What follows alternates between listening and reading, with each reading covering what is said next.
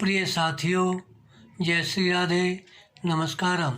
श्री जी steno Vrindavan में आपका स्वागत है। समाचार पत्र संपादकीय दैनिक जागरण 12 फरवरी 2021।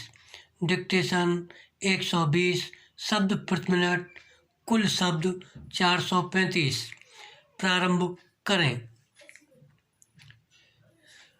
ढीली पड़ी चीन की अकड़।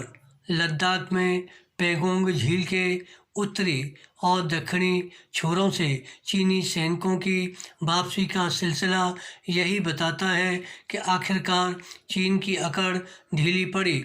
यह अच्छा है कि चीन को कुछ देर से ही सही यह समझ में आ गया कि वह सीमा पर दादागिरी नहीं दिखा सकता, बहरहाल वह इसे भूल नहीं सकता कि गलवान घाटी में उसकी सेना के दुस्साहस का भारतीय सेना ने किस तरह मुंह तोड़ जवाब दिया था।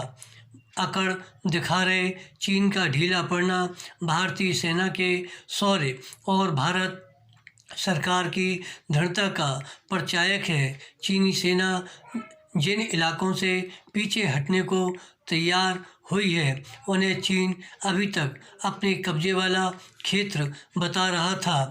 साफ है कि उसके झूठ का भी पर्दाफाश हुआ, चूँकि अभी इसी पर सहमति बनी है कि पैगोंग झील के छोरों से दोनों देशों की सेनाएं पुरानी स्थिति में लौटेंगी। इसलिए भारत को सतर्क रहना होगा। यह सतर्कता तब तक जारी रखनी होगी जब तक चीन अन्य क्षेत्रों से अपनी सेनाओं को पिछले साल अप्रैल की स्थिति में नहीं ले जाता। बहरहाल भारत को यह भी सुनिश्चित करना होगा कि उसकी सैन्य टुकड़ियां वहां तक गश्त करने में समर्थ हों जहां तक पहले करती थीं।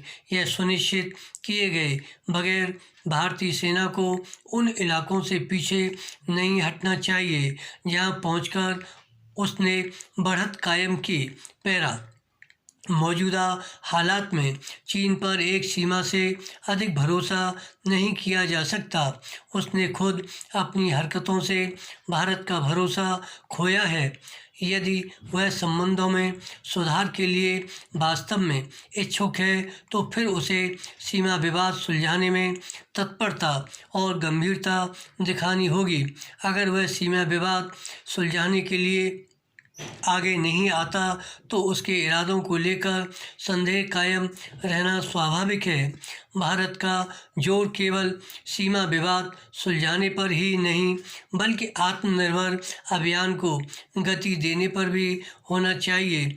चीन का सही तरह सामना तभी किया जा सकता है जब भारत आर्थिक रूप से और समर्थ बने। यह समय की मांग है कि भारत चीन के साथ अपने व्यापारिक घाटे को कम करने के लिए सक्रिय और सजग रहे। इसमें आम जनता की भी हिस्सेदारी होनी चाहिए।